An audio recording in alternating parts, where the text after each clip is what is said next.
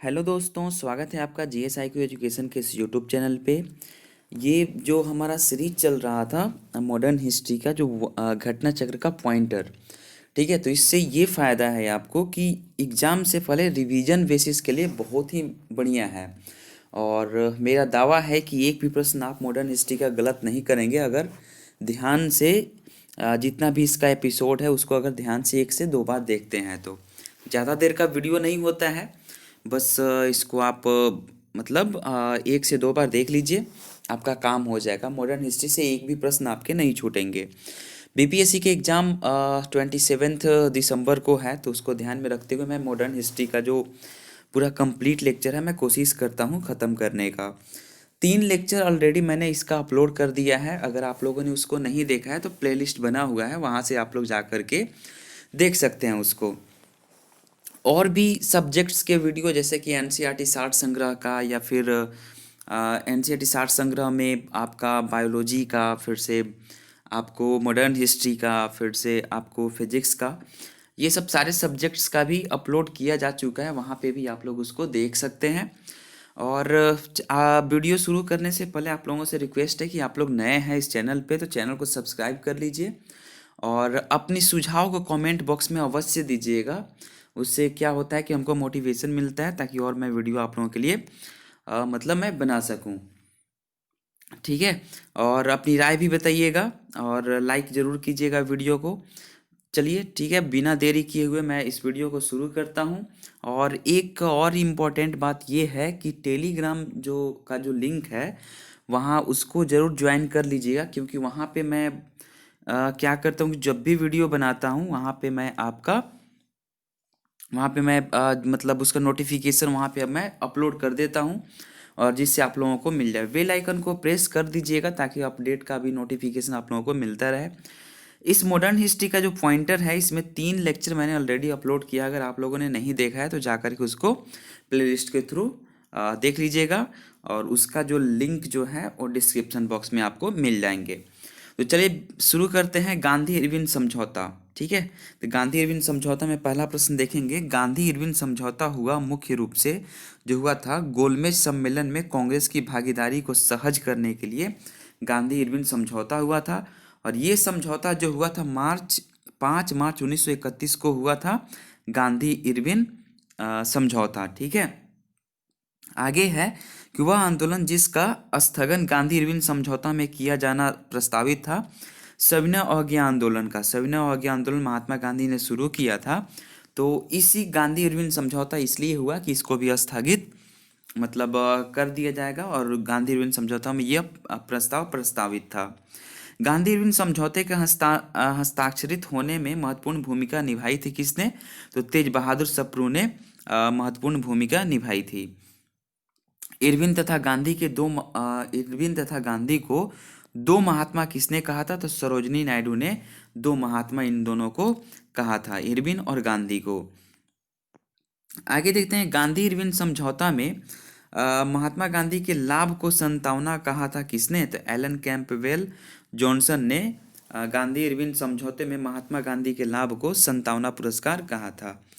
Next हम यहाँ पे टॉपिक देखेंगे कांग्रेस का कराची अधिवेशन देखेंगे। ठीक है, कांग्रेस का कराची अधिवेशन कहाँ पे हुआ था, क्या इसका महत्वपूर्ण था, इससे महत्वपूर्ण प्रश्नों को हम यहाँ पे देखेंगे। तो भारतीय राष्ट्रीय कांग्रेस के कराची अधिवेशन का सभापतित्व किया था किसने? तो वल्लभ भाई पटेल ने किया था। और 1931 में भारतीय राष्ट्रीय कांग्रेस के कराची अधिवेशन के लिए जिसकी अध्यक्षता सरदार पटेल कर रहे थे, मूल अधिकारों तथा आर्थिक कार्यक्रम पर संकल्प प्रारूपित किया था किसने? तो पंडित जवाहरलाल नेहरू ने किया था। नेक्स्ट प्रश्न देखेंगे कि भारतीय राष्ट्रीय कांग्रेस के कराची अधिवेशन 1931 को महात्मा गांधी की लोकप्रियता और सम्मान की पराकाष्ठा किसने माना? तो एससी बोस यानी कि सुभाष चंद्र बोस ने 1931 में जो कराची अधिवेशन जो हुआ था महात्मा गांधी की लोकप्रियता और सम्मान की पराकाष्ठा माना था। किसने माना था? तो एक बार फिर से सुभाष चंद्र बोस ने माना था। नेक्स्ट देखते हैं। तो नेक्स्ट ये है प्रश्न कि भारतीय स्वाधीनता संघर्ष से संबंधित घटनाओं का सही क्रम क्या है? तो स्वाधीनता संघर्ष से संबंधित घटनाओं का सही क्रम ये है कि सबसे पहले हुआ गांधी इरविन समझौता हुआ, फिर उसके बाद से भगत सिंह को फांसी की सजा दे दी जाती है 23 मार्च 1931 को। भारतीय राष्ट्रीय कांग्रेस का कराची अधिवेशन होता है, फिर उसके बाद से द्वितीय गोलमेज सम्मेलन भी होता है। ठीक है, कमेंट सेक्शन में बताइए कि द्वितीय गोलमेज सम्मेलन कब हुआ था, और उसकी जो उसमें कौन भारत से कौन कांग्रेस की तरफ से उसमें भागीदार बने थे, तो वो भी कमेंट सेक्शन में बताइए। भारतीय राष्ट्रीय आंदोलन से संबंधित घटनाओं का सही क्रम है तो गांधी इरविन समझौता, फिर उसके बाद से राजगुरु की फांसी, यानी भगत सिंह, राजगुरु और सुखदेव, 3 लोगों की फांसी भी होती है। और भारतीय राष्ट्रीय कांग्रेस का कराची अधिवेशन, सेम प्रश्न था ये। ठीक है, फिर ये भी सेम प्रश्न है कि गांधी इरविन समझौता, भगत सिंह को फांसी, भारतीय राष्ट्रीय कांग्रेस का कराची अधिवेशन और फिर पूना समझौता। ठीक है, आगे देखते हैं गोलमेज सम्मेलन टॉपिक है हमारा। तो गोलमेज सम्मेलन में देखते हैं कि पहला प्रश्न ये है कि मौलाना मोहम्मद अली, मौलाना अबुल कलाम आज़ाद, महात्मा गांधी तथा पंडित जवाहरलाल नेहरू में से वह भारतीय नेता जिसने लंदन में प्रथम गोलमेज कॉन्फ्रेंस में भाग लिया था। तो प्रथम गोलमेज सम्मेलन में मौलाना मोहम्मद अली ने भाग लिया था। ठीक है, प्रथम गोलमेज सम्मेलन के बारे में सही कथन ये है कि वह 1930 में आयोजित हुई थी। इसे साइमन आयोग के रिपोर्ट पर चर्चा करनी थी। इसका आयोजन लंदन में हुआ था। लंदन में संपन्न हुए गोलमेज सम्मेलन में भारतीय ईसाइयों का प्रतिनिधित्व किया था किसने? तो केटी पाल एक नाम के व्यक्ति ने लंदन में संपन्न हुए गोलमेज सम्मेलन में भारतीय ईसाइयों का प्रतिनिधित्व किया था। द्वितीय गोलमेज सम्मेलन में भाग लिया किसने? तो महात्मा गांधी, सरोजिनी नायडू तथा मदन मोहन मालवीय ने द्वितीय गोलमेज सम्मेलन में भाग लिया था। द्वितीय गोलमेज सम्मेलन में कांग्रेस का प्रतिनिधित्व किसने किया? तो महात्मा गांधी ने कांग्रेस का प्रतिनिधित्व किया था। कथन कारण दिया हुआ है कि जवाहरलाल नेहरू ने, मैं पहले पिछले वीडियो में बता दिया हूँ कि कैसे कथन कारण को सही करना है, तो यहाँ पे मैं नहीं बताऊंगा, पिछला वीडियो आप लोग देख लीजिए, क्लियर हो जाएगा। जवाहरलाल नेहरू ने दूसरे गोलमेज सम्मेलन 1932 में भारतीय राष्ट्रीय कांग्रेस का प्रतिनिधित्व किया था। सही है कि गलत है? ठीक है, कारण जो है, और गांधी इरविन समझौते 1931 में भारतीय राष्ट्रीय कांग्रेस का दूसरा गोलमेज सम्मेलन 1931 में भाग लेना अंतर्निहित था। तो कथन जो ये जो है ये गलत है, और आर जो है वो सही है। ठीक है, जवाहरलाल नेहरू ने दूसरे गोलमेज सम्मेलन 1932 में भारतीय राष्ट्रीय कांग्रेस का प्रतिनिधित्व किया था, ये गलत कथन है। ओके, नेक्स्ट देखते हैं कि महात्मा गांधी जब द्वितीय गोलमेज सम्मेलन सभा में भाग लेने हेतु लंदन गए तो कहाँ ठहरे थे? तो किंग्सले हॉल में वो ठहरे हुए थे। द्वितीय गोलमेज सम्मेलन में कांग्रेस के एक प्रतिनिधि के रूप में भाग लेने के लिए महात्मा गांधी बम्बई से लंदन जिस पानी के जहाज से गए थे उसका नाम क्या था? तो एसएस राजपुताना उस जहाज का नाम था। महात्मा गांधी 1931 में खाली हाथ भारत लौटे थे। कहाँ से? तो लंदन से खाली हाथ भारत लौटे थे। द्वितीय गोलमेज सम्मेलन जो जिस प्रश्न पर असफल रहा था वह था सांप्रदायिक प्रतिनिधित्व की जो मांग थी, उसी पे वो असफल रह गया। उस भारतीय का नाम जिसने तीनों गोलमेज सम्मेलनों में भाग लिया था, तो तीनों गोलमेज सम्मेलनों में भाग लेने वाले एक जो भारतीय थे वो BR अम्बेडकर जी थे। ठीक है, आगे देख 1930-32 में भारत और ब्रिटेन के राजनेताओं की लंदन में हुई बैठकों का प्रायः प्रथम, द्वितीय और तृतीय गोलमेज सम्मेलन के रूप में उल्लेख किया जाता है। उनका उसी रूप में उल्लेख गलत होगा क्योंकि ये तीनों अलग अलग सम्मेलन नहीं थे, अपितु यह एक ही सम्मेलन की अवस्था थी जो 3 सत्रों में संपन्न हुई थी। ठीक है, नेक्स्ट है कि गोलमेज सम्मेलन जो 1932 में हुआ था, तो 1932 में तीसरा गोलमेज सम्मेलन हुआ था। यहाँ पे सही कथन को देखना है, तो सही कथन क्या है? तो प्रथम गोलमेज सम्मेलन में डॉक्टर अंबेडकर ने दलित वर्ग के लिए अलग निर्वाचक मंडल की मांग रखी। पूना पैक्ट में स्थानीय निकायों तथा सिविल सेवाओं में दलित वर्गों के प्रतिनिधित्व के लिए विशेष उपबंध रखे गए थे। तृतीय गोलमेज सम्मेलन में भारतीय राष्ट्रीय कांग्रेस जो है ने भाग नहीं लिया था। आगे पॉइंट एक टॉपिक देखते हैं, सांप्रदायिक पंचाट एवं पूना पैक्ट। इससे प्रश्न आते हैं। तो सांप्रदायिक निर्णय घोषित किया किसने किया? तो रैमसे जो मैकडोनाल्ड थे उसने सांप्रदायिक जो निर्णय था उसको घोषित किया था। नाम क्या था? तो रैमजे मैकडोनाल्ड। नेक्स्ट है कि अगस्त 1932 के रैमजे मैकडोनाल्ड के सांप्रदायिक पंचाट के द्वारा पहली बार एक पृथक निर्वाचक समूह बनाया गया था। किसके लिए? तो अछूतों के लिए पहली बार एक पृथक निर्वाचक समूह बनाया गया। मैकडोनाल्ड के सांप्रदायिक पंचायत, जिसको अंग्रेजी में कम्युनल अवार्ड ने भी कहते हैं, ने पृथक चुनाव क्षेत्र एवं आरक्षित सीटें आवंटित की थी। किसके लिए? तो मुसलमानों, सिखों तथा अनुसूचित जातियों के लिए। आगे देखते हैं कि महात्मा गांधी ने पहला आमरण अनशन प्रारंभ किया था। तो कम्युनल अवार्ड के समय उन्होंने अपना पहला आमरण अनशन किया था। 1932 में महात्मा गांधी ने मरण पर्यंत उपवास प्रधानतया इसलिए किया कि रैमजे मैकडोनाल्ड ने सांप्रदायिक अधिनिर्णय जो कम्युनल अवार्ड की घोषणा कर दी थी। सांप्रदायिक अवार्ड एवं पूना पैक्ट में दलित वर्गों के लिए कितनी सीटें दी गई थी? दलित वर्ग के लिए जो सीटें दी गई थी वो क्रम से 71 और 147 सीटें दी गई थी। पूना समझौते का उद्देश्य क्या था? दलित वर्ग को प्रतिनिधित्व देना पूना समझौते का यहाँ पे उद्देश्य था। कथन कारण देख लेते हैं। तो पूना पैक्ट ने कम्युनल अवार्ड के उद्देश्य को धराशायी कर दिया और जो उसके माध्यम से संसद एवं विधानसभाओं में अनुसूचित जातियों एवं अनुसूचित जनजातियों के सीट आरक्षण का मार्ग प्रशस्त हो गया। दोनों कथन सही है और कथन जो ये कारण जो है वो कथन का सही व्याख्या करता है। ओके, नेक्स्ट प्रश्न ये है कि श्री बी.आर. अम्बेडकर व गांधी जी के बीच एक समझौता हुआ था जो कहलाता है, क्या कहलाता है? तो पूना समझौता कहलाता है। ठीक है, आगे प्रश्न देखेंगे हम। जो पूना पैक्ट पर हस्ताक्षर किए थे किसने? तो सांप्रदायिक अधिनिर्णय के विरुद्ध गांधी जी के आमरण अनशन के बाद पूना समझौता 24 सितंबर 1932 को हस्ताक्षरित हुआ था। इस समझौते पर गांधी जी के समर्थकों एवं अम्बेडकर ने हस्ताक्षर किए थे। गांधी जी ने इस पर हस्ताक्षर नहीं किए थे। सांप्रदायिक अधिनिर्णय की घोषणा के पश्चात संपादित किया गया था। तो सांप्रदायिक अधिनिर्णय जो कम्युनल अवार्ड था उसको तो घोषित कर दिया गया, लेकिन उसके बाद से उसको एडिट किया गया, यानी कि संपादित किया गया पूना समझौता में। नेक्स्ट देखेंगे कि बी.आर. अम्बेडकर, मदन मोहन मालवीय, सी राजगोपालाचारी तथा एम.के. गांधी में 1932 के ऐतिहासिक पूना समझौते पर हस्ताक्षर किए थे। बी.आर. अम्बेडकर किए थे, मदन मोहन मालवीय किए थे और सी राजगोपालाचारी किए थे, लेकिन एम.के. गांधी नहीं किए थे।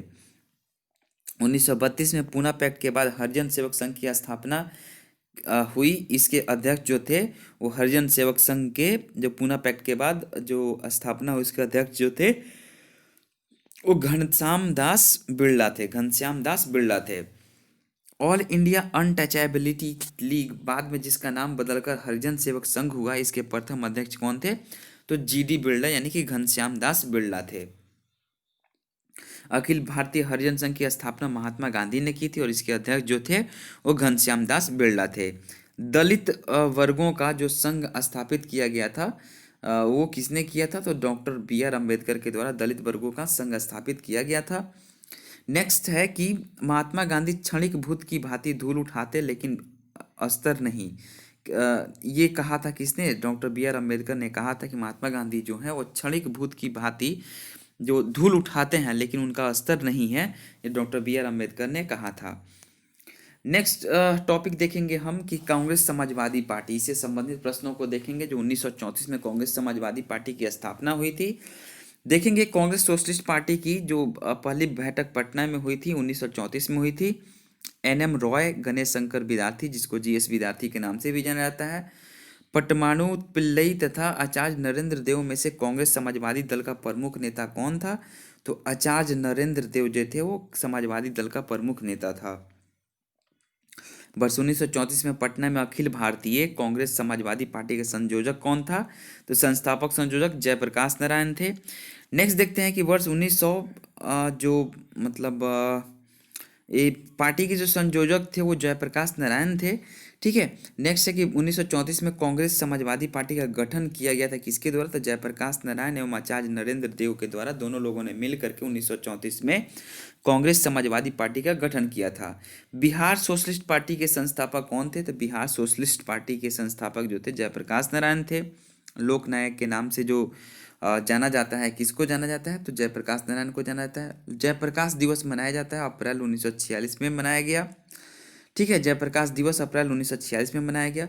श्री नरसिंह नारायण जो थे वो समाजवादी थे। यहाँ पे सही कथन ये है कि 1936 में हस्ताक्षरित बम्बई मैनिफेस्टो प्रत्यक्ष रूप से समाजवादी आदर्शों के प्रतिपादन का विरोधी था। इसको समस्त भारत से बृहद व्यापारिक समुदाय का सहयोग मिला था। आगे देखेंगे हम, टॉपिक है यहाँ पे कि प्रांतीय चुनाव और मंत्रिमंडल का गठन 1937।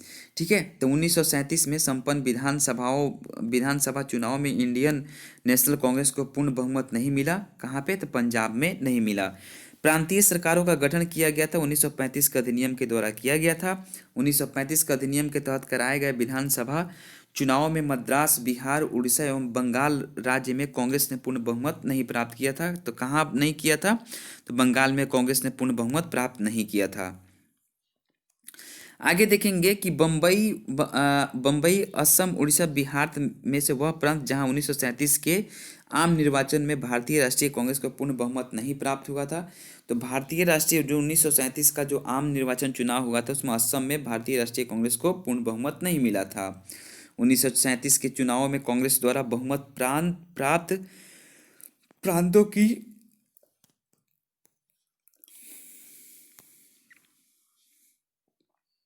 एक सेकेंड,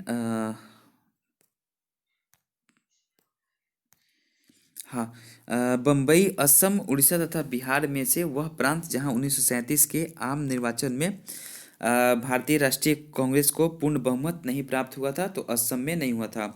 थोड़ी आवाज़ मेरी फंस गई है और तबीयत खराब होने की वजह से मैं वीडियो भी लेकर के नहीं आ रहा था, तो इसके लिए माफ़ी चाहता हूँ। बीच बीच में अगर कहीं मतलब थोड़ा सा मैं रुक जाऊँ तो इसके लिए आप मेरे को माफ़ कीजिएगा। ठीक है, नेक्स्ट है कि 1937 के चुनाव में कांग्रेस द्वारा बहुमत प्राप्त प्रांतों की संख्या है 5। नेक्स्ट प्रश्न है कि 1937 में भारतीय राष्ट्रीय कांग्रेस का मंत्रिमंडल बना कहाँ पे? तो भारतीय राष्ट्रीय कांग्रेस का मंत्रिमंडल मध्य प्रांत तथा उड़ीसा में बना। वह प्रांत जहां 1937 के आम चुनाव के बाद भारतीय राष्ट्रीय कांग्रेस ने अपनी सरकार बनाई, तो बिहार, मद्रास और उड़ीसा में अपनी सरकार बनाई थी। नेक्स्ट प्रश्न ये है कि बिहार, मद्रास, उड़ीसा एवं पंजाब में से वह प्रदेश जिसमें 1935 के अधिनियम के अंतर्गत कांग्रेस का मंत्रिपरिषद का गठन नहीं हुआ था, तो पंजाब में नहीं हुआ था। वर्ष 1937 के चुनावों में कांग्रेस का मंत्रिमंडल बना था कितने प्रांतों में? तो 6 प्रांतों में बना था। 1935 का अधिनियम के उपरांत 1937 में हुए चुनाव में गठित कांग्रेस मंत्रिमंडलों का कार्यकाल था कितना दिन के लिए? तो 28 माह के लिए था। मुस्लिम लीग ने जो मुक्ति दिवस मनाया था वो 1939 में मुस्लिम लीग ने मुक्ति दिवस मनाया था। कांग्रेस ने भू स्वामित्व को समाप्त करने की नीति जो अपनाई थी वो कार्यकारिणी कमेटी जो 1937 में अपनाई थी। ठीक है, नेक्स्ट प्रश्न देखते हैं कि 1937 के चुनाव के पश्चात यूपी में गठित मंत्रिमंडल में वित्त विभाग सौंपा गया था, रफ़ी अहमद किदवई को सौंपा गया था। केंद्रीय प्रशासित प्रदेशों में मुस्लिमों की शिकायतों से संबंधित रिपोर्टों का सही क्रम जो है, तो सबसे पहले पीरपुर रिपोर्ट आया, फिर शरीफ रिपोर्ट, फिर मुस्लिम सफरिंग्स ऑर्डर कांग्रेस रूल आया। आगे देखते हैं कि टॉपिक ही है कांग्रेस का त्रिपुरी संकट। ये हुआ क्या था? तो इसमें सुभाष चंद्र बोस दोबारा कांग्रेस के अध्यक्ष निर्वाचित हुए थे, तो उसी से संबंधित प्रश्नों को देखेंगे। 1938 में भारतीय राष्ट्रीय कांग्रेस के अध्यक्ष निर्वाचित हुए थे कौन? सुभाष चंद्र बोस हुए थे। भारतीय राष्ट्रीय कांग्रेस के हरिपुरा अधिवेशन की अध्यक्षता सुभाष चंद्र बोस ने किया था। नेक्स्ट प्रश्न देखेंगे यहाँ पे, तो नेक्स्ट प्रश्न ये है कि हरिपुरा जहाँ भारतीय राष्ट्रीय कांग्रेस का वार्षिक अधिवेशन 1938 में सुभाष चंद्र बोस की अध्यक्षता में हुआ था, वह स्थित है कहाँ पे? तो हरिपुरा जो है वो गुजरात में स्थित है। ठीक है, हरिपुरा कहाँ स्थित है? तो गुजरात में। भारतीय राष्ट्रीय कांग्रेस के त्रिपुरी सम्मेलन में वर्ष 1939 में सुभाष चंद्र बोस को कांग्रेस का अध्यक्ष चुना गया था। यह त्रिपुरी जो है, त्रिपुरी कहाँ है? त्रिपुरी जबलपुर में है। याद रखिएगा 1938 में हरिपुरा में हो, हरिपुरा कहाँ है? गुजरात में है। ठीक है, हरिपुरा जो है वो गुजरात में है और त्रिपुरी जो है वो जबलपुर में है। सुभाष चंद्र बोस दूसरी बार अध्यक्ष चुने गए थे कब? त्रिपुरी अधिवेशन में चुने गए थे। नेक्स्ट है कि भारतीय राष्ट्रीय कांग्रेस का वह अधिवेशन जिसमें कांग्रेस के अध्यक्ष के चुनाव के रूप में सुभाष चंद्र बोस ने पटाभी सीतारामैया को पराजित किया था। तो पटाभी सीतारामैया जो त्रिपुरी अधिवेशन 1939 में पराजित हो गए थे। सुभाष चंद्र बोस के त्यागपत्र के बाद भारतीय राष्ट्रीय कांग्रेस के जो अध्यक्ष हुए वो कौन हुए? तो राजेंद्र प्रसाद हुए। सुभाष चंद्र बोस ने क्या हुआ कि अपना त्याग पत्र दे दिया 1939 में, तो राजेंद्र प्रसाद को क्या किया गया? राजेंद्र प्रसाद अध्यक्ष बने। कांग्रेस के त्रिपुरी अधिवेशन के पश्चात सुभाष चंद्र बोस और दक्षिणपंथी का समस्त झगड़ा जिस प्रश्न पर केंद्रित हो गया था वह था कांग्रेस का कार्यकारिणी समिति का गठन करना था। नेक्स्ट है कि वह भारतीय राष्ट्रवादी नेता जिसने जर्मनी और ब्रिटेन के बीच युद्ध को ऐसे ईश्वर प्रदत्त अवसर के रूप में देखा जिसने भारतीयों को उस स्थिति का अपने हित में लाभ उठाने का मौका मिलता। इस किसने देखा था? तो सुभाष चंद्र बोस ने देखा था। नेक्स्ट टॉपिक देखेंगे देसी रियासतें। ठीक है, तो 1927 का जो बटलर कमेटी का उद्देश्य जो था वो 1927 में बटलर का जो कमेटी का उद्देश्य जो था वो भारतीय सरकार तथा देसी राज्यों के मध्य संबंधों को सुधारना था। भारतीय सरकार तथा देसी राज्यों के मध्य जो संबंध था उसको सुधारना 1927 में जो बटलर कमेटी का यही उद्देश्य था। नेक्स्ट प्रश्न ये है कि all India state people's Conference का गठन जो हुआ था 1927 में ही हुआ था। 1939 में भारत प्रजामंडल यानी कि all India state people's conference के अध्यक्ष जो थे वो जवाहरलाल नेहरू थे। वह भारतीय संघ में रजवाड़ों का विलय आधिकारिक हुआ 1947 में हुआ। राज्यों का विलयीकरण जिसके नेतृत्व में हुआ था वे थे सरदार वल्लभ भाई पटेल थे। ठीक है, मतलब भारतीय संघ मतलब राज्यों का विलयीकरण जो उसका नेतृत्व करता जो थे वो सरदार वल्लभ भाई पटेल थे। नेक्स्ट है कि अन्य रजवाड़ों के भारत में विलय के बाद भी जिन 3 राज्यों को ने भारत में शामिल होना विलंबित किया है वह है तो जूनागढ़, हैदराबाद व जम्मू कश्मीर। ये 3 चीज़ें हैं, लेकिन तीनों चीज़ों को जैसे फिर मिला गया, जैसे 370 जो जम्मू कश्मीर में लगा था वो हट गया है अब। ठीक है, तो जम्मू कश्मीर कश्मीर जो हमारा है यूनियन टेरिटरी हो गया है। जम्मू एवं कश्मीर भारत का अभिन्न अंग बना रहा 26 अक्टूबर 1947 तक। ये जम्मू कश्मीर भारत का अभिन्न अंग बना रहा। ठीक है, भारतवर्ष के विभाजन के समय ब्रिटिश भारत के पंजाब, असम, बंगाल तथा बिहार में से वह प्रांत जिसने एक संयुक्त एवं स्वतंत्र अस्तित्व के लिए योजना सामने रखी, ये पंजाब ने रखी थी। नेक्स्ट है कि देसी रियासतों में से यथावत यानी कि स्टैंड स्टील जो समझौते का जो पक्षधर था वो हैदराबाद था। आगे देखेंगे, आगे प्रश्न हमारा ये है कि द्वितीय विश्व युद्ध। ठीक है, द्वितीय विश्व युद्ध से संबंधित है। तो द्वितीय विश्व युद्ध के संबंध में भारतीय राष्ट्रीय कांग्रेस की नीति जो थी क्या थी? तो पूर्ण स्वतंत्रता का आश्वासन मिलने पर ब्रिटेन को सहयोग करना। यानी कि भारतीय लोग बोल दिए थे, कांग्रेस ने बोल दिया था भारतीय राष्ट्रीय कांग्रेस ने कि आप मेरे को मतलब भारत को पूर्ण स्वतंत्रता का आश्वासन देंगे तभी ब्रिटेन को हम लोग सहयोग करेगा।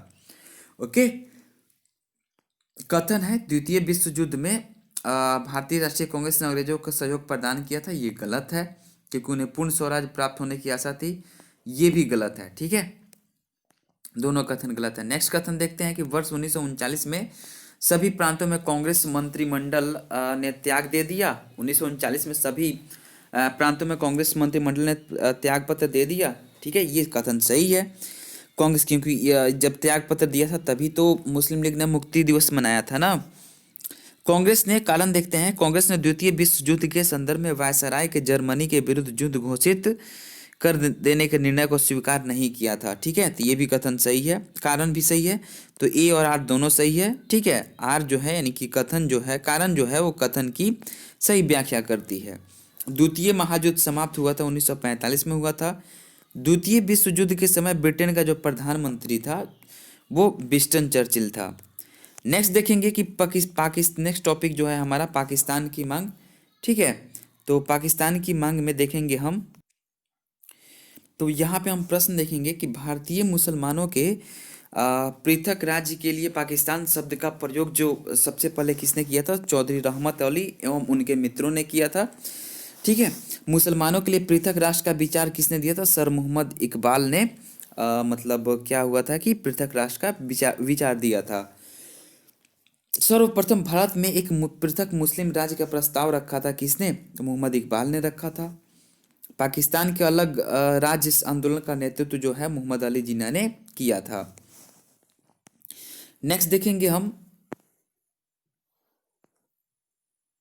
ठीक है, एक सेकेंड, यहाँ पे कुछ टेक्निकल प्रॉब्लम। हाँ, नेक्स्ट देखेंगे हम पाकिस्तान। मोहम्मद अली जिन्ना को हिंदू मुस्लिम एकता का दूत किसने कहा था? मोहम्मद अली जिन्ना को हिंदू मुस्लिम एकता का दूत सरोजनी नायडू ने कहा था। कथन यहाँ पे यह है कि नेहरू एक राष्ट्रभक्त है जबकि जिन्ना एक राजनीतिज्ञ है। ये व्यक्त किसने किया था यह कथन? नेहरू एक राष्ट्रभक्त है जबकि जिन्ना एक राजनीतिज्ञ है। ये व्यक्त किया था कथन सर मोहम्मद इकबाल के द्वारा यह व्यक्त किया गया था। मोहम्मद अली जिन्ना के विषय में सही कथन यह है कि वे दो राष्ट्र सिद्धांत के समर्थक थे। उन्होंने 1940 के मुस्लिम लीग के लाहौर वार्षिक अधिवेशन की अध्यक्षता किया था और असहयोग आंदोलन में उसने भाग नहीं लिया था। नेक्स्ट प्रश्न ये देखेंगे कि मुस्लिमों के लिए एक पृथक देश की प्रथम बार एक निश्चित अभिव्यक्ति हुई थी 1930 के मुस्लिम लीग के इलाहाबाद के अधिवेशन के इकबाल के अध्यक्षीय भाषण में अलग मुस्लिम लीग की मतलब एक पृथक देश की प्रथम बार निश्चित अभिव्यक्ति शुरू हुई थी। ठीक है, 1930 के मुस्लिम लीग के इलाहाबाद अधिवेशन में मुस्लिम लीग द्वारा पाकिस्तान की स्थापना का मांग करने का प्रस्ताव पारित किया गया था। कब? 1940 में किया गया था। नेक्स्ट देखेंगे यहाँ पे कि वर्ष 1940 में मुस्लिम लीग के अधिवेशन में पाकिस्तान के सृजन का प्रस्ताव रखा था किसने? खली खुजमा ने रखा था। मुस्लिम लीग का वार्षिक अधिवेशन जिसमें जिन्ना के दो राष्ट्रों के सिद्धांत को मान्यता दी गई थी, कब हुआ था? लाहौर अधिवेशन में हुआ था। और मुस्लिम लीग ने भारत के विभाजन की मांग का प्रस्ताव अपने जो मतलब रखा था वो लाहौर अधिवेशन में रखा था। वह तिथि जब मुस्लिम लीग ने पाकिस्तान दिवस मनाया था तो जो 23 मार्च 1943 को पाकिस्तान दिवस मनाया था। मुस्लिम लीग के लाहौर अधिवेशन 1940 की अध्यक्षता जो है वो मोहम्मद अली जिन्ना ने मतलब किया था। आगे का टॉपिक देखेंगे व्यक्तिगत सत्याग्रह जो है 1940। व्यक्तिगत सत्याग्रह में विनोबा भावे को प्रथम सत्याग्रही चुना गया था और दूसरे कौन थे? तो जवाहरलाल नेहरू थे। सर्वोदय शब्द का प्रयोग सर्वप्रथम महात्मा गांधी ने किया था। फिर यहाँ पे देखेंगे क्रिप्स मिशन। क्रिप्स मिशन से भी प्रश्न आते हैं तो ये टॉपिक है, तो इस टॉपिक से देखते हैं प्रश्न। भारत में क्रिप्स मिशन कब आया था? तो 1942 में आया था।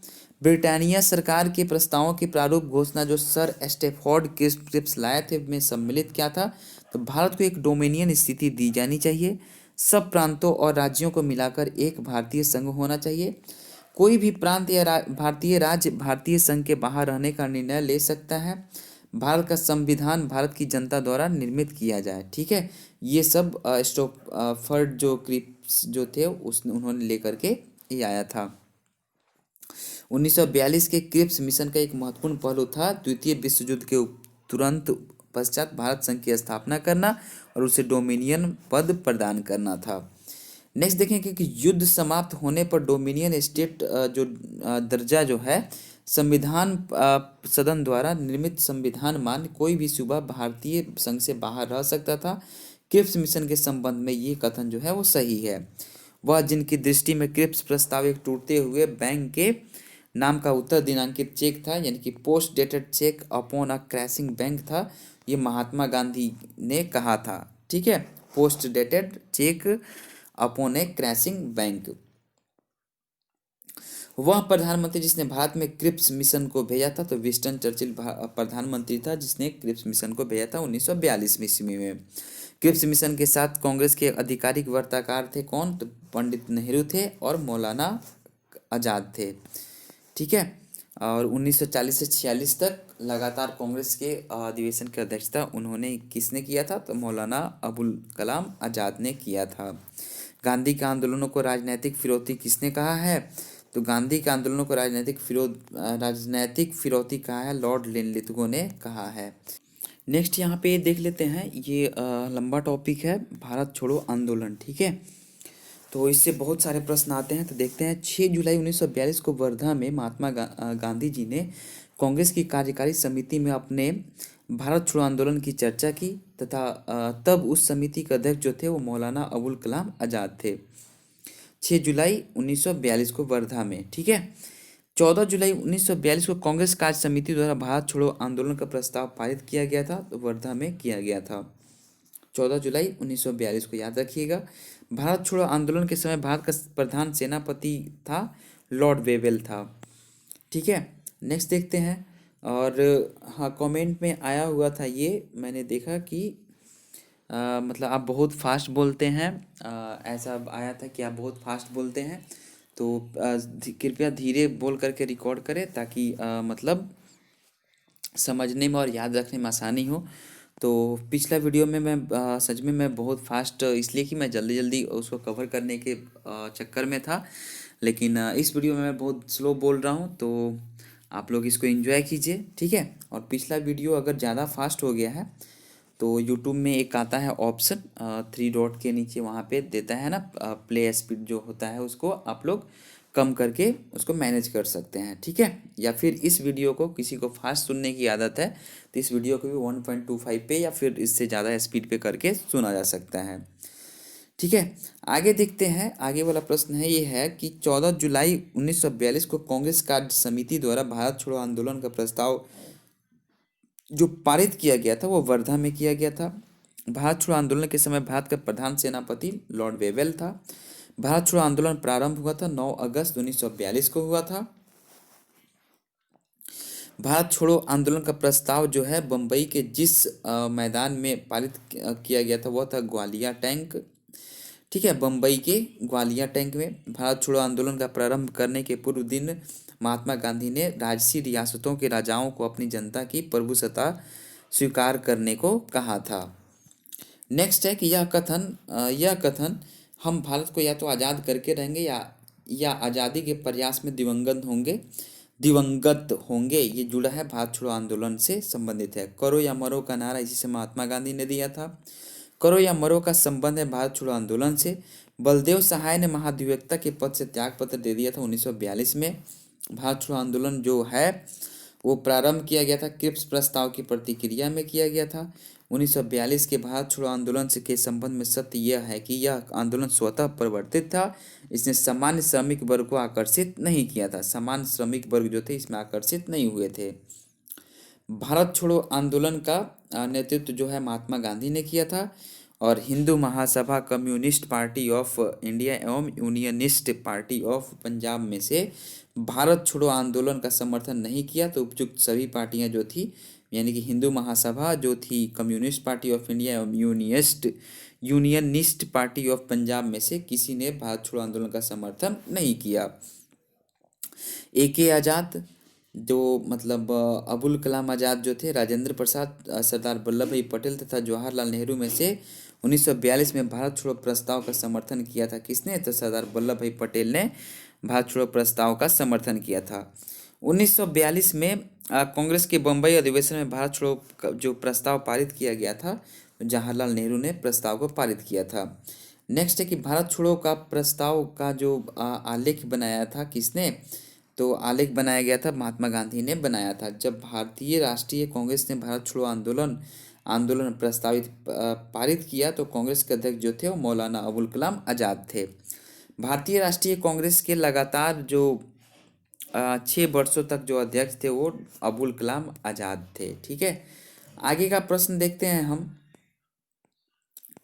कि भारत छोड़ो आंदोलन का जो फल था वो क्या था। तो क्रिप्स के प्रस्तावों में से भारतीयों को के नैराश्य का भारत पर जापानी आक्रमण की धमकी का AICC द्वारा अगस्त 1942 में एक प्रस्ताव पारित करने का वो उसका फल था। भारत छोड़ो आंदोलन के समय कांग्रेस रेडियो का प्रसारण किसने किया? तो कांग्रेस रेडियो का प्रसारण उषा मेहता ने किया था। वो भी ये भूमिगत होकर के ये कर रही थी। क्या? उषा मेहता ने कांग्रेस रेडियो का प्रसारण किया था। कांग्रेस रेडियो पर भारत छोड़ो जो आंदोलन का जो आंदोलन की अवधि में नियमित रूप से कार्यक्रम प्रसारित करते थे कौन? तो राम मनोहर लोहिया करते थे। नेक्स्ट है कि भारत छोड़ो आंदोलन के समय इंग्लैंड के जो प्रधानमंत्री थे वो विंस्टन चर्चिल थे। और यही विंस्टन चर्चिल महात्मा गांधी को अदनंगा फकीर के नाम से भी बुलाते हैं, मतलब अदनंगा फकीर उन्होंने कहा था। अमेरिकी पत्रकार जो महात्मा गांधी के साथ भारत छोड़ो आंदोलन के दौरान उनके साथ थे, उनका नाम था, ये अमेरिकी पत्रकार थे कौन? इनका नाम था लुई फिशर। महात्मा गांधी का जो जीवनीकार लुई फिशर जो था, और महात्मा गांधी का जो जीवनीकार हुआ वो भी लुई फिशर ही हुआ। और लुई फिशर कहाँ कौन था? तो एक अमेरिकी पत्रकार था। भारत छोड़ो आंदोलन से उत्पन्न दंगे सबसे अधिक व्यापक रहे बिहार तथा संयुक्त प्रांत मतलब यूपी में। जो सबसे ज़्यादा उत्पन्न दंगे रहे थे। नहीं, यहाँ पे कथन और कारण दिया है, ठीक है। तो कथन और कारण दोनों सही है और एक दूसरे की व्याख्या करता है। लॉर्ड लिंलिथगो ने जो 1942 के अगस्त आंदोलन को सिपाही विद्रोह के बाद सर्वाधिक गंभीर विद्रोह कहा है, ठीक है। और कुछ क्षेत्रों में किसान व्यापक जन आंदोलन में उठ खड़े हुए थे। तो दोनों एक दूसरे का मतलब सही व्याख्या करता है। कारण जो है वो कथन का सही व्याख्या करता है। डॉक्टर राजेंद्र प्रसाद को 9 अगस्त 1942 को गिरफ्तार करके जो भेजा गया था वो बांकीपुर जेल में भेजा गया था। हमेशा पूछा जाता है ये प्रश्न, ठीक है। 9 अगस्त 1942 को ऑपरेशन जीरो हावर चलाया गया था, ठीक है। उस समय देश के जितने भी शीर्ष नेता थे, ठीक है, उनको तुरंत गिरफ्तार करके जेल में भेज दिया गया था, ठीक है। तो ये बांकीपुर जेल में भेजा गया था डॉक्टर राजेंद्र प्रसाद को। और भारत छोड़ो आंदोलन के संदर्भ में महात्मा गांधी को बंदी बना लिया गया था। कहाँ पे? बम्बई में बना लिया गया था। भारत छोड़ो जो प्रस्ताव पारित होने के बाद गांधी जी को कैद कर लिया गया था। कहाँ पे? तो आगा खां पैलेस में गांधी जी को, और बांकीपुर के जेल में राजेंद्र बाबू को डाल दिया गया था। 9 अगस्त 1942 को जिन दो नेताओं जो हजारीबाग में को गिरफ्तार किया गया था वे कौन थे? तो शिव कुमार और रामानंद थे। महात्मा गांधी तथा उनके सहयोगियों की 1942 में हुई धरपकड़ से बिहार में बहुत दंगे हुए। इसमें रेल सेवा पूर्ण रूप से ठप हो गई। इसमें अधिकतम प्रभावित जिला जो था वो मुंगेर था। नेक्स्ट है कि जयप्रकाश नारायण को राष्ट्रीय स्तर के नेता की पहचान भारत छोड़ो आंदोलन के संदर्भ में ही उनको मिली थी। भारत छोड़ो आंदोलन के दौरान जेल से फरार होकर भूमिगत गतिविधियों को संगठित किया था। किसने? जयप्रकाश नारायण ने संगठित किया था। 7 दिसंबर 1942 को, ठीक है, 7 दिसंबर 1942 को श्री जोगेंद्र शुक्ल लाए गए थे। कहाँ? पटना लाए गए थे। श्री जगत नारायण लाल की पत्नी का नाम क्या था? तो श्रीमती राम प्यारी श्री जगत नारायण लाल की पत्नी का नाम था, ठीक है। कथन और कारण दिया गया है। कारण जो है कथन की सही व्याख्या करता है। कैसे? तो भारत छोड़ो आंदोलन से लोगों को जागृत करने और साहस दिलाने में सफलता मिली। करो या मरो का नारा लोगों के मन में प्रवेश कर गया, ठीक है। इसलिए भारत छोड़ो आंदोलन में लोगों को जागृत करने और साहस दिलाने में सफलता मिली, ठीक है। आगे देखते हैं हम। यहाँ भी कथन और कारण दिया गया है। तो राष्ट्रीय स्वयंसेवक 1942 के भारत छोड़ो आंदोलन से पृथक रहा। तो हाँ, जो आरएसएस जो है 1942 में भारत छोड़ो आंदोलन से पृथक रहा था, ये सही है। और इसका विचार था कि इस आंदोलन से भारत की स्वतंत्रता में देर होगी। यह कथन कारण जो है वो गलत है, ठीक है। कथन यहाँ पे दिया भारत छोड़ो आंदोलन, थोड़ा सा आगे कर लेते हैं हम इसको। हाँ, अब देखिए, भारत छोड़ो आंदोलन के परिणाम स्वरूप अंग्रेज और मुसलमान कांग्रेस के प्रति समान घृणा के कारण एक दूसरे के नज़दीक आ गए, ठीक है। कारण दिया है जिन्होंने ब्रिटिश सरकार के पक्के सहयोगी की तरह कार्य किया और मुसलमानों को 1942 के कांग्रेस आंदोलन से दूर रहने के लिए कहा। तो ए और आर दोनों सही है तथा आर जो है मतलब जो कारण जो है वो कथन का सही स्पष्टीकरण करता है, ठीक है। आप लोगों को पता है कि यहाँ पे इसलिए और यहाँ पे क्योंकि करके लगाना है तो लाइन सटीक हो जाएगा, ओके। आगे देखते हैं कि स्वतंत्रता संग्राम के दौरान जिस आंदोलन में अरुणा आसफ अली भूमिगत क्रियाकलाप की प्रमुख महिला संगठक थी, कौन? तो भारत छोड़ो आंदोलन में थी, ठीक है। आंदोलन जिसके साथ अरुणा आसफ अली जुड़ी हुई है, तो अरुणा आसफ अली जुड़ी हुई है भारत छोड़ो आंदोलन के 1942 के द्वारा जुड़ी हुई है। भारत छोड़ो आंदोलन में समांतर सरकारों की स्थापना की गई थी। बलिया तथा सतारा में समांतर सरकारों की स्थापना की गई थी। नेक्स्ट यहाँ पे कथन और कारण है, ठीक है। तो भारत छोड़ो आंदोलन जो है वो भारतीय राष्ट्रीय आंदोलन की पराकाष्ठा थी, बिल्कुल। और भारत छोड़ो आंदोलन के पश्चात शक्ति हस्तांतरण की प्रक्रिया की खोज का समय का तकाजा था। दोनों तकाजा थी, ये दोनों एक दूसरे का व्याख्या करता है। दोनों कथन और कारण दोनों सही है। नेक्स्ट देखेंगे यहाँ पे कि भारत छोड़ो आंदोलन जो है, भारत छोड़ो आंदोलन के उपरांत सी राजगोपालाचारी ने दी वे आउट नामक पंपलेट जारी किया। ब्रिटिश भारत तथा भारतीय राज्यों के प्रतिनिधियों को मिलाकर एक युद्ध सलाहकार परिषद की स्थापना। केंद्रीय कार्यकारी परिषद का इस प्रकार पुनर्गठन की गवर्नर जनरल तथा कमांडर इन चीफ के अतिरिक्त अन्य सभी सदस्य भारतीय नेता हों। केंद्रीय तथा प्रांतीय विधानमंडलों के 1945 के अंत में नए चुनाव कराया जाए तथा संविधान का निर्माण करने वाले निकाय को यथासंभव शीघ्र आयोजित किया जाए। संवैधानिक गतिरोध का हल में से एक प्रस्ताव इस पंपलेट में था। तो संवैधानिक गतिरोध का हल ही जो था इस पंपलेट में, भारत छोड़ो आंदोलन के पंपलेट में था। ठीक, मतलब पंपलेट जो था दी वे आउट में था। ठीक है, तो चलिए दोस्तों इस वीडियो में इतना ही। फिर नेक्स्ट वीडियो में हम सुभाष चंद्र बोस और आज़ाद हिंद फौज से लेकर के कैबिनेट मिशन योजना, फिर वेवेल प्लान और उसके बाद से फिर भारत की आज़ादी तक हम लोग करेंगे नेक्स्ट वीडियो में। तब तक के लिए आप सब किसी का बहुत बहुत धन्यवाद। अगर अभी तक आप लोग इस वीडियो को यहाँ तक देखे हैं तो नए हैं तो प्लीज़ सब्सक्राइब कर लीजिएगा, बेल आइकन को प्रेस कर दीजिएगा। डिस्क्रिप्शन बॉक्स में पिछले वीडियो के लिंक मिल जाएंगे, वहाँ से आप लोग उसको देख सकते हैं। और टेलीग्राम जो चैनल है उसको ज्वाइन करना ना भूलिएगा। मेरे से अगर आप लोग सोशल मीडिया के थ्रू जुड़ना चाहते हैं तो उसका भी लिंक आप लोगों को डिस्क्रिप्शन बॉक्स में मिल जाएगा। मिलते हैं नेक्स्ट वीडियो में, तब तक के लिए आप सब किसी का बहुत बहुत धन्यवाद। GS IQ एजुकेशन के साथ जुड़े रहने के लिए।